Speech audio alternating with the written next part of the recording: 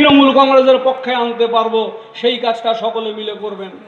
আমি নিশ্চিত, আমি বিশ্বাস রাখি যে বুথ সভাপতিগুলো আমি নিজে বসে থেকে 174টা বুথের মিটিং করেছি, 174টা বুথের বুথ সভাপতি বানিয়েছি, বুথ কমিটি করেছি। আপনারা নির্দ্বিধায় নীরবে কাজ করে যান। গ্রাম পঞ্চায়েতের মেম্বারদের প্রতি আস্থা আছে, অঞ্চলের সভাপতি, প্রধান, চেয়ারম্যানরা যারা কিনা কোর কমিটির নেতারা আছেন, প্রত্যেকে মিলে লড়াইটাকে এবারে শক্ত করে ধরুন, মাটিটাকে কামড়ে ধরুন।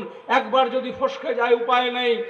গত 2021-এ 16ই ফেব্রুয়ারি নির্বাচন দিন ঘোষণা হয়েছিল।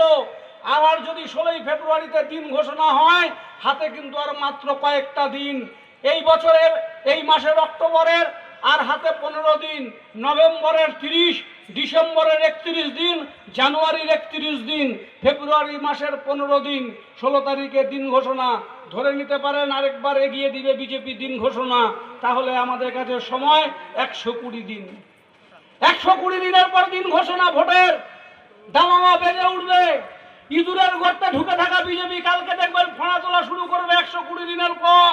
ওই ইঁদুরের গর্ত কংক্রিট করে ঢালাই করে দিন, ফোঁড়া তুলতে যাতে না পারে।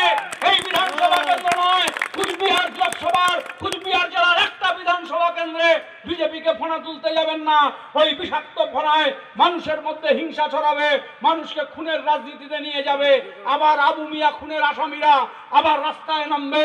ওই গীতালদার আবু মিয়াকে যিনি খুন করে দেশের সাংসদ হয়ে মন্ত্রী হয়েছিলেন, তাদের ফোঁড়া আর তুলতে দেওয়া যাবে না। প্রত্যেককে নমস্কার, সালাম, আদাব। যারা আজকের মাঠ ভরিয়ে দিয়ে তিল তিল করে ভোট ভরিয়ে দিয়েছেন, সেই পার্টি কর্মীদের আমার প্রণাম। কেউ মাঠ থেকে উঠবেন না, আমার করজোরে অনুরোধ থাকলো। দলের পার্টির চেয়ারম্যান গিরীন্দ্রনাথ বর্মন বক্তব্য রাখবে এবং